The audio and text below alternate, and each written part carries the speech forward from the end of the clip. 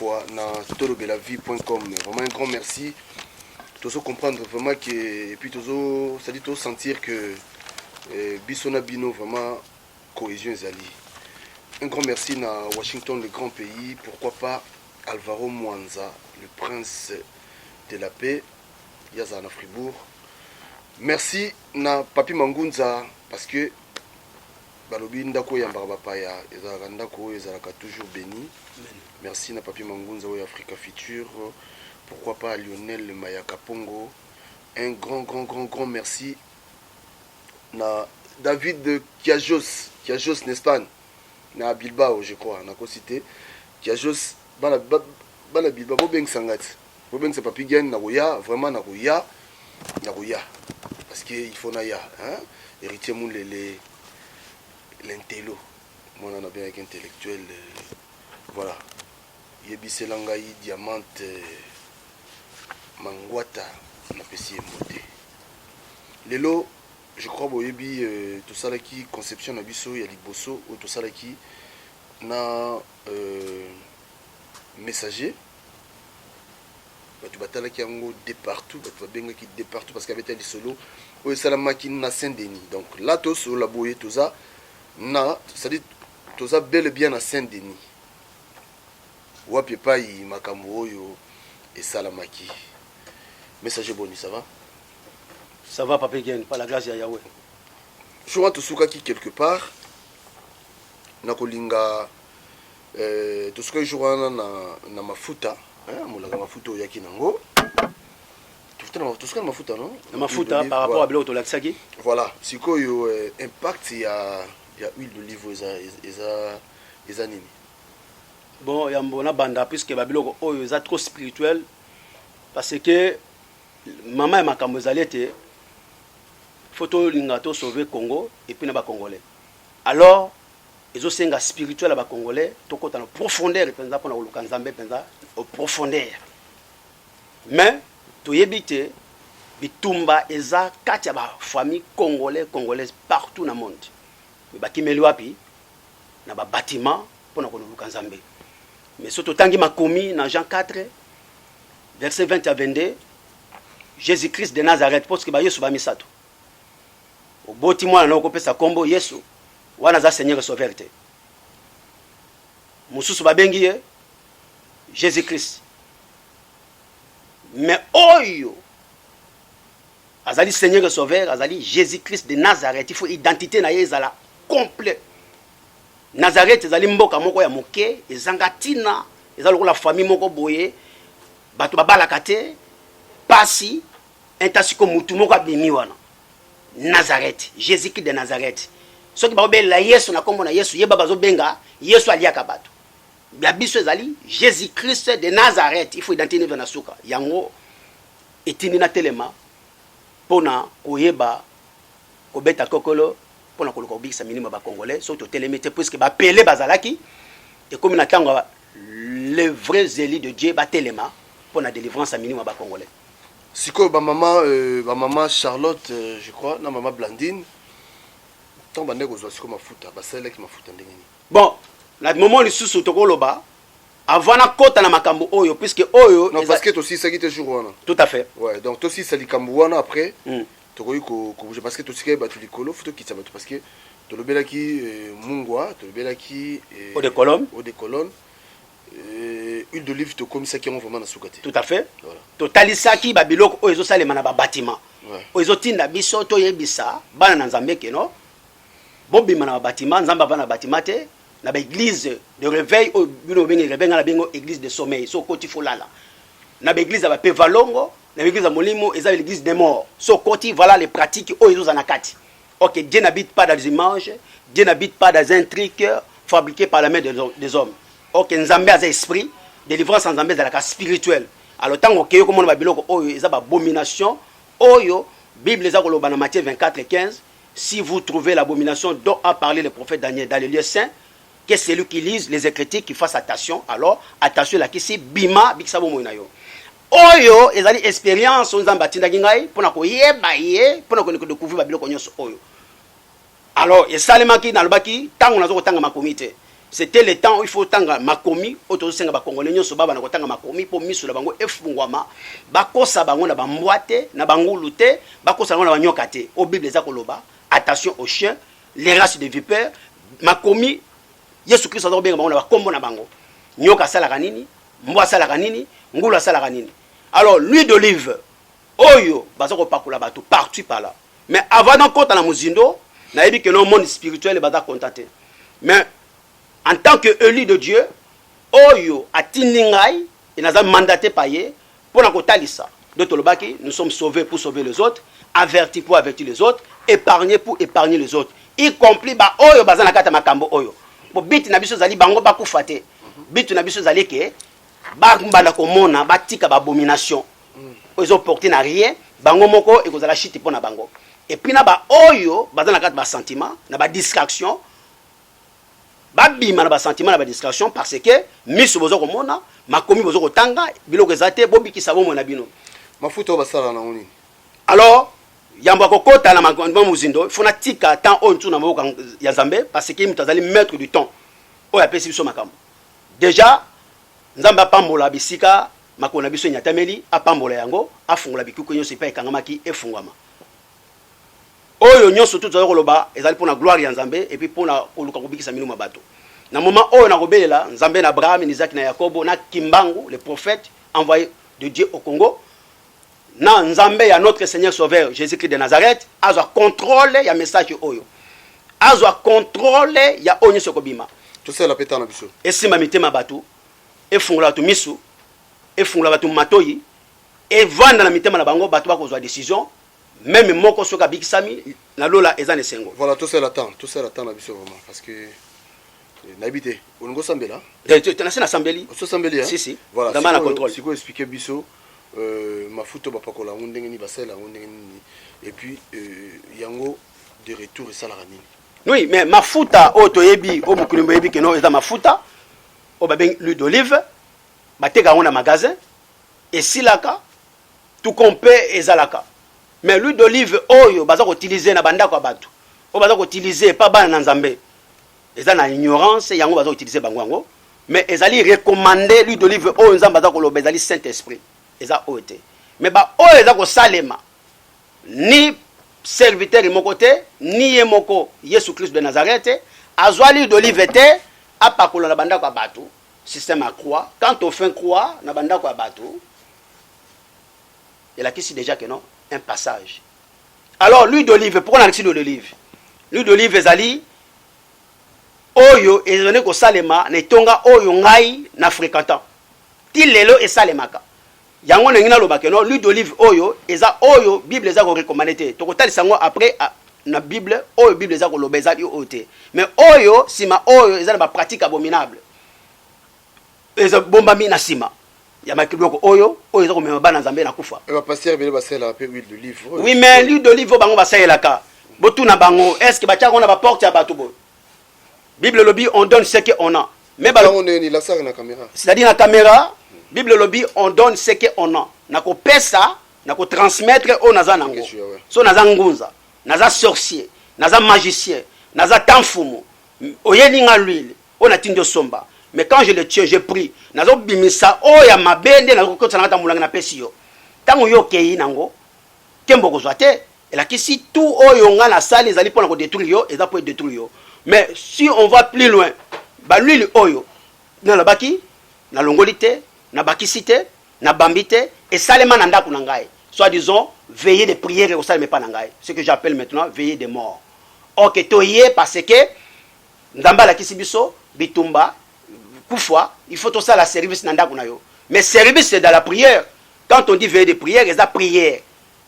Pas ma pratique. Mais oyo ezalaki sujet ya kopakula yango na ba porte na ngane na lobaki. Na ba porte, quoi? Ya chambre, ya salon, ya cuisine. Na tikaki, Nzambe mutanikaki esalema pour après tant en compte en profondeur à révéler nga nini leki na sema bloc oyo. Yango etini na telema. Alors tant on croit, ezo salema na ba porte, na ba fenêtre. Ils ont là déjà que non. Ils allaient passage, il y a ennemi. Ils allaient port d'entrée, il y a diable. Pour Bible, il recommande l'huile d'olive, il faut que on va croire dans la porte à bateau, dans la chambre, tout ça pour veiller des prières. veillez de prier soit ça sala na ikulu saloba tout est accompli asili sa makamunyoso. Alors oyo ne ko sama la porte na ba balcon na ba fenêtre na ngati na ba chambre à coucher et salemi na ba maman na tanga to so na beto tanga ba komo na bango te ba yebi to tanga ki mais ali ba oyo salema na église na zaki na sedi na baki jusqu'à présent ba na nzambe to lingi te ba za ba victime ya makambo oyo base ko ma conscient ba bima na ba abomination oyo dans la Saint-Denis ouais place église yaki na pas na yaki na Saint-Denis. Alors na sina bima ça fait 9 ans na bima ba pratique ils ont continué toujours. Alors na bima par la révélation de Dieu. Dieu m'a révélé, Dieu a révélé de la rénovation. Quand on parle de la rénovation, signifie la repentance, la sanctification, la crainte de Dieu. Et les gens qui ont il faut que la pratique. Quand on a la question de rénovation en Zambé, qui signifie la sanctification, rénovation, repentance, et c'est un qui s'y il faut que parce que la vérité est sur terre. Alors, on a ça qui choix, vomenayo comme ngongo en Zambé, le col bango bako yo en Zambé, faut na bima. Parce que tant on a rénovation spirituelle, à Vistagi Abraham. Et la question que nous avons le bela, repentance, botika ba pratique oyo. Le ko ba yo kakite. Nga senga na sala choix nanga, na yo luka Nzambe. Parce que j'étais élu, pas appelé par l'homme. Alors on a bimi, o ezali le ko be preuve oyo partout dans le monde na kotambola, ezali le ko la révélation. Na combo parce que oui. Ba oyo na lobaki, tanga yaki veiller na ndako na ngai. Soit des autres moni bitumba to moni kufa. Bato bayaka liboso parce que j'avais perdu ma mère tant bayaki soit disant to yeto sukolanda ko poto bebisa misala bato bayaki liboso wana parole na bango ambo mais na moni ba mafuta je laissé eleki et sili le même mafuta oyo basala ngo cercle na salon na ngai wana lobi bien église ya ba pevalongo ba église ya molimo na bengi l'église des morts so bozo kanga bobima ezali boke ko kaba bomo ila bino partout dans le monde bobima boke ko mi kaba epa ya satana baza ba serviteur ya Jean 10:10 même au pesa kaba 10 na yo yeba so ko na liste oyo sengeli ba sacrifier tu vas partir baza ba toi sans état d'âme je dis je mange pas les mots je sais ce que je dis open nazo loba mutu moko ko contester ngo azate et puis na kata makomi ezate oh eza ba pratique abominable on za ba condamner oh kimbango pas condamner ba idolâtrie. C'est la sorcellerie.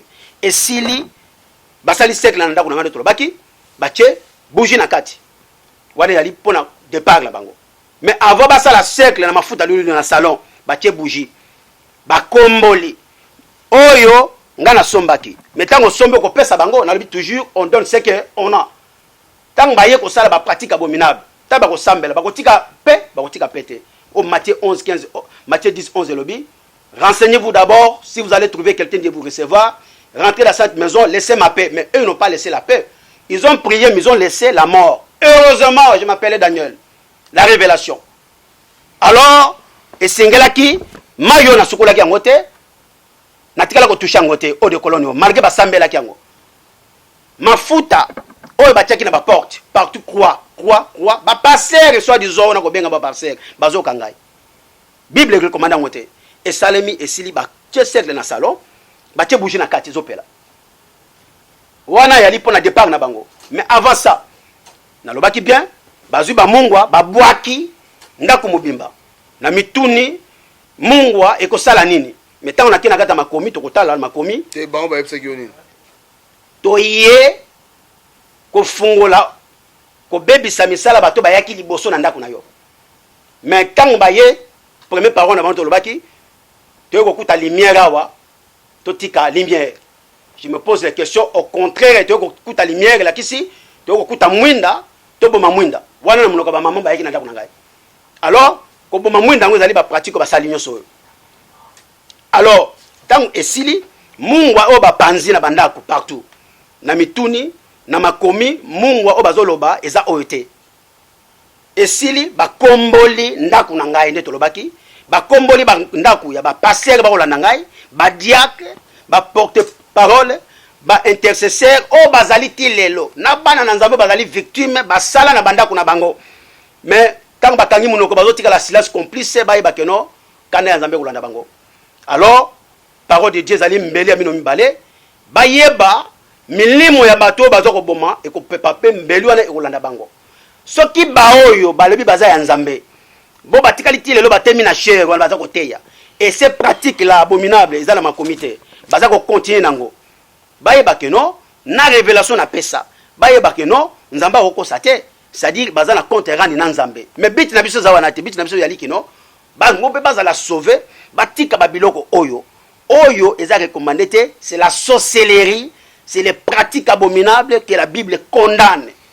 Alors tango boki ba mungu na ndako na ngai ndenge ba boka na bandako na bango ndenge pe boka makana église anti lelo ndenge pe oyo basukulaka maboko avo simba mbunda tolobaki avo yemba micro avo kendoteya na mituni tango bozoko sukola nzamba lobi to sukola ndi mitema ba ote mais taba pangusi maboko na bino ba papier ba boki yango na fulu no na poubelle mais poubelle wana bakoni boka ngwapi po tango bakomboli na ndako na ngai bazui poussière ya makolo na ndako na ngai ndenge ba mbizema basalaka doa osoba ngaka kanga mosi na kisi il faut bazo na sama makolo na yo mais bazwa ya biloko ba poussière ba miette ya gâteau banini bepana ko tambola na banse ba na ngai ba kombola mama Charlotte aza ko landa ngai ya mukuse mwindu tia wangana ki me na bifona tanga kombo na opona bikisa bo mona yo et puis ngana sina lembisi bino nyonso tu na kombo ya Nzambe mais botika biloko boza ko sala ezali bondoki botika ko boma milimo ya bato ce n'est pas la parole de Dieu akomboli ndenga kombola bandako atebele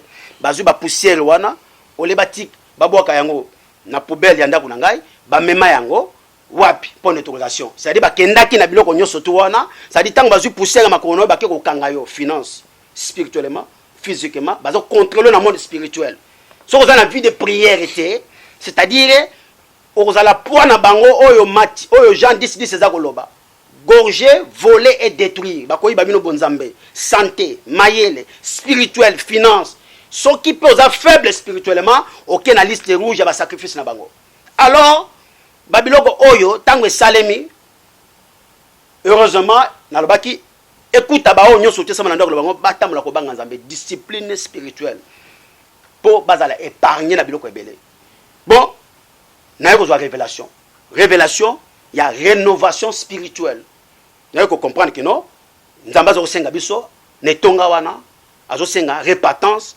sanctification abandonner toutes ces pratiques quand ce n'est pas biblique tant on a talisa yango j'ai compris na koma ki ennemi on a le but que non na senga ki na tika kombo évangéliste nazi kombo ya les messagers Galates 4:16 à cause de la vérité nous sont devenus leurs ennemis parce que na même qui message taba telemeli yango j'ai compris que non na yaki lukanzambe bangote na bima maintenant on a bimi tu es naza délivré spirituellement mais physiquement naza menacé na biboy marambo to solo na yo est-ce que bikeza eza na batu misusu oyo ba ozala contre makambo yo zolo obligé siko bato bazala contre makambo yo zolo ba yo yebisa ba on itala oui pona bato oyo bakozala contre makambo naza koloba basali ya Nzambe oyo nalobi les appeler papa mais les élis plutôt oyo batangaka makomi ba oyo babengama na Nzambe ba oyo baponama na Nzambe il faut condamner ça c'est les pratiques abominables ba bien carrément jali Matthieu 24:15 abomination dévastation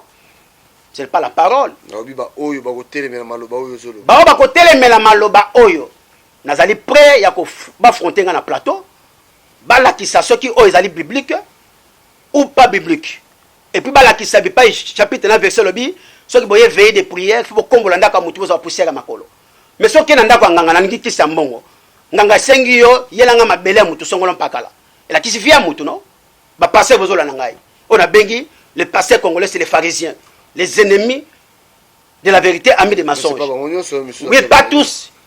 Mais les élis bazali la plupart 697 ce sont les appelés bazana Katiamabe donc 97 bazana Katiamabe 3 bangona les élis bazana kata solo basala ba bloc côté c'est la sorcellerie alors pona mafuta o ndoto lobaki mais mafuta o bazolo bela biso ba recommander à Saint-Esprit Ecclésiaste chapitre 9 7 à 8 le binini pona mafuta o bozola na ngai balobi mafuta ote na lakisi bino mafuta oyo baza ko sala ngona beglise ya bape valongo beglise molimo o eza ko salema ezali bondoki ezali bosoloka ezali bonzambete yango tolo batuku kena fubo bima bisika wana na beglise de réveil o na bengi église de sommeil na bape valongo église de mort parce que bozo ko teka minimo na bino mafuta oyo o bango bazo salela on donne ce que on a la plupart bazana kata mabe bako transmettre bino nini mabe na kata milangi oyo ekokanga bino Mais ce qui te le tali na makomi, Ecclésiaste 9, verset 7 à 8. Makomi et le binini. Makomi et le biso. Ecclésiaste 9, verset 7 à 8. Et le bi, mangez ton pain dans la joie. Bois ton vin dans la gaieté. Puisque Dieu prend toujours plaisir à ce que tu fais. Tout moment, que tes habits soient blancs, que l'huile ne manque pas si ta tête. Makomi et Talisiawa, na tango nyonso, na Ecclésiaste chapitre 9, verset 7 à 8, lobi. Mange ton pain. Pain oyo balabi ya lipa ya bekate fute lipa ya boulangerie te. Mange ton pain et la kisi kolia Yesu Christ ndenge na Jean 6 54 lobi. Celui qui mangera son corps, celui qui boira son sang, il vivra et ne mourra pas. Dans les derniers jours, il va le ressusciter. Kolia Yesu Christ et la kisi nzoto ya Yesu. Kobele la makila ya Yesu Christ et la kisi vin. Que l'huile ne manque pas sur vos têtes. Saint-Esprit Nabino ezala toujours kati Nabino. Que vos habits soient toujours blanches. Motema Nabino ezala toujours peto. Ecclésiaste 9, verset 7 à 8. Ezali l'huile oyote. Que l'huile ne manque pas sur vos têtes. Ezali l'huile oyo boza kotia batu na mitute. Otienga l'huile. Naza muyibi. Naza ndoki. Naza ndumba. Nazali mutu ya misala soloka. Otienga pe okwei. Bongo tongo na fungoli munoko na ngate. Na kobikisa mana l'huile otienga? Non. Pour Saint-Esprit ya kovana kati na yo bakoloba. C'est pas ça. Oyo balobi. Ezali Saint-Esprit. Ezali emolimo. Oyo ekitelaki bantoma mokolo ya Pentecôte. Balobaki munoko ya sika. Batiaki bango te. Bakongo balobaki. Baluba balobaki. Bangala balobaki. Bato ya mokili wana bayokaki minoko na bango. Ezalaki mafuta te basopelaki ba Pierre, ba Thomas, ba Jacques, nde bazui molimo kitele bango. Non, c'est des mensonges, escroqueries, muyibi, des pratiques abominables ezana sima biloko oyo. Il faut boluka boza la délivrer spirituellement, bokoma libre, ndenge Jean 3, 8 elobi. Jean 8 plutôt, Jean 8, 32. Vous reconnaîtrez la vérité va vous rendre libre. Et sengeli mutunyo surtout congolais so akoma libre spirituellement. Yango tu démarche tout ça na ngwana. Ko dénoncer, ko condamner quand nous sommes appelés à cela. Pour la mafuta na répondre yo, eza oyote. O Bible eza ko recommander biso. O ezali ba pratique abominable o bazo sala na nzoto ya bana na Nzambe, na nzoto ba congolais parce que bazo tanga ma comité. Lui le bazo loba yango balobi, Ecclésiaste chapitre 9 verset 7 à 8, balobi, mange ton pain avec plaisir, bois ton vin, pain oyo balobi nzoto ya Yesu. Vin oyo ya supermarché te, vin ya makila ya Yesu. Beli ya Yesu Kristo, beli la makila na ye. Molimo mosantu ezala tango nyoso tu na mutu na yo. Motema na yo ezala toujours peto. Nzambe aza ko sepela nango, oyo ezali ko sala. Ezali oyo te. Ok, voilà, je crois tozo kende malembe pour mon intervention na biso oyo ndeto baki bandeko bo comprendre ka tant to ba makambo yo to sala ngo pour ne pas to beta ndeko mo libako mais to sala parce que ndeto zo ba chaque fois message azali a soko za besoin ya débat na sens mo ya respect parce qu'il faut paiement respect zala. Tout à fait. En tout cas aux ala you're welcome oya pour ça la nyonso oyo il faut tout ça la messager pour la l'huile bazo réponse. Voilà pour l'huile c'est bon je crois. Ecclésiaste 9 chapitre 7 à 8. Balobele l'huile eza oyote eza ya Saint-Esprit. Toko yo bima ezali bondoki ba magicien ba bangunza ba tamfumu. Bon bandoki. Na biboye. C'est quoi pour parce que pour natana biso aussi bat baolanda biso. Oui. Bana nzambe siko lelo yo. Il faut pas se comporter déjà dans l'église parce que moni batumsunde to ba bébé spirituel comme ba benga ngo. Accueilli une église moka moni bato so bazo ke sambela pasteur mo azo simba bato mutu yepa accueilli asimbia na mutu après tu vois. Ouais. Alors na lingo psa bana nzambe o baolanda biso na minute oyo pour mutu ba se comporta non ba se comporta ka ndenge nini na ba église na bango parce que lelo baso mutu akufa mingi lelo ba bi mon peuple péri par faute de connaissance. Voilà parce que bana nzambe na kati ya église parce que bandeko biso ba kongoli ba lingi église mingi. Oui. Parce que ba se comporta ka mingi ndenge nini na kati ya ba etonga to suka wana pona lelo. église déjà ezali yo ngai ba frère autres na bango voilà l'église au Bible recommandé le bi. Lors 1 2 3 personnes ils se réunissent à mon nom. Je suis au milieu de vous. Ba le bi te que no bi pa imo comme balé message ba sangai na kombo ya fulani na zakete na kombo ya nzambe na zakati na bino. Alors soki yozo ka olanda ngai papa mama mwana osangani papa mama bana na bino na ndako nzamba zakati na bino akoyoka bino akoyoka bino nzamba zo kosenga nini offrande te nzamba sengi dimite offrande o nzamba zo kosenga bana na nzambe ezali kotambola na crainte na ye kobima na mabe kosala o ezali kosepelisa nzambe yangwana offrande ezali offrande basenga na babatima te. Alors bana na nzambe faut batanga biblia nde tobi ba congolais faut batangaka pour miso le bango fungwama ndenge aveugle ne ba aveugle banani ba aveugle ezali ba o batanga ma comité faut ba kosa yo surtout que dans Jean 9 verset 25 à l'obi avant j'étais aveugle mais maintenant je vois vous allez pas me tromper ayebisi banani ba pharisien ba scribe ba oyo ba ndeko ya Nicodème ba docteur ba bishop banani mais bazana kata vérité te ba yebi chapitre na verset mais ba bengama baza belité bazali les appeler. Alors carrément le basela ka chapitre na verset il faut ba kosa ba oyo bazo ko luka nzambe OK soko luki nzambe na ndako na yo nzambe akomoni sama kati na ndako na yo ngala bima bâtiment ça fait 2 ans na la bonne santé musala o balinga ba yibanga na botola nyoso oyo tu balinga bakangaki na devoria révélation na pesa rénovation spirituelle bima na ndako na ngai on a pesa ezali message oyo nzamba pesi la rénovation spirituelle ne bazo ko rénover Garde du Nord, Châtelet, va rénover Nation. C'est là qui s'est dit comme il y a il faut comme il y a Sika, va rénover en haut. Il faut que tu aies pratique. Il y a un qui a bima la grande porte par rapport à ça. Tant qu'on a la révélation, nous avons fait ça elle est par rapport à la révélation. De tout le baki. Soit dans la révélation te. Moi yo c'est l'Nzambe zate. Mais na kati na ndako na bango so ba beli Nzambe, bako Nzambe akoyoka bango. Et loko Nzambe azoko senga. Ezali 10 moko pesa te. Surtout que dans Luc 3, Luc 13, verset 10. Maman a conquis 18 ans. Badi mi bona pesa. Biki samaki? Non. Tant maître aya, Jésus-Christ de Nazareth a côté na kata temple. Avec au verset ba pharisien ba scribe ba pasteur congolais que bangote 18 ans au vandi ba pesa le bikote.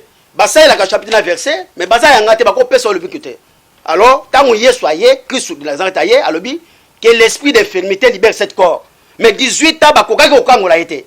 Na ba mafuta na ba mongwa pour na bangi fala za la prisonnier ba exploiter physiquement spirituellement financement et heureusement intervention céleste yaki albine que non que l'esprit d'infirmité libère cet corps na Luc 13 verset 10 mama wana konki etelema abonga metanga bongi soki bazalaki même identité na Jésus-Christ de Nazareth nde balinga ba se plana bien fait oh Yesu Christ sala mais ba telemeli Yesu parce que akangoli moto. Tout simplement, tout l'accès congolais, bima na bâtiment zambazate, kabona ba pratique abominable, ça est là Josué 24:15. Yango lelo, pourquoi tolobaki passer la Josué 24:15?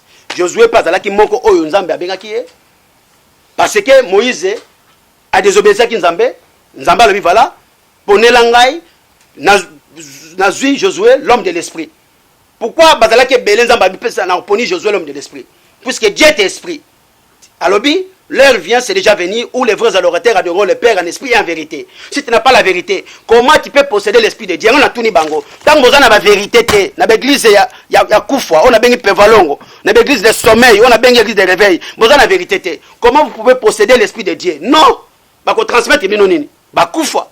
Alors, et c'est là qui, je vais pour Josué, l'homme de l'esprit. Mais tant que vous avez pour Josué, Josué a eu Sabango, awa, na Josué 24. Josué 24.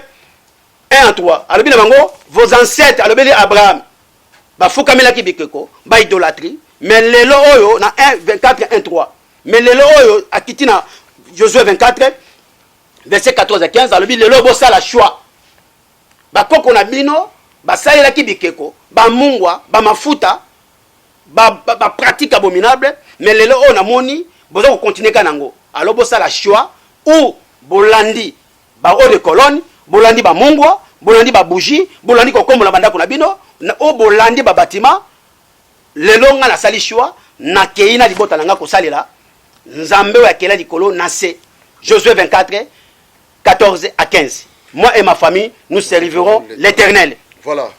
Yango tolobi congolais nyo partout pas ali bobima na bâtiment pour que nzamba va na bâtiment te botambola na crainte ya nzambe bosalela moi et ma famille nous servirons l'Éternel. Josué 24 14 à 15. Pour la tosu qui ça moi na moi lombango pardon 1 minute une minute parce que réalisateur réception déjà tana biso sikoyo batu babima na bâtiment ça dit batu babima na église alors ba kende wapi batu ba kende pour ngai moko na meki na bâtiment na sambela na ndako na tambusama na discipline spirituelle nzamba zo senga na tous les Congolais ton naître de l'eau et de l'esprit nzamba za ko senga na Congolais nyonso to koma batu ya sika c'est-à-dire nouvelle naissance pour les Congolais nyonso po to mona kimia na mboka wana pe na bomona biso esengeli to koma batu ya sika yango na lobaki belela nzambe akimbango ko bikisama nzambe akimbango onani c'est le Dieu créateur, le Dieu qui a créé toutes choses yewana Dieu de la vérité a téléminaki idolâtrie a téléminaki injustice a condamnaki le mal il a parlé de la liberté spirituelle et physique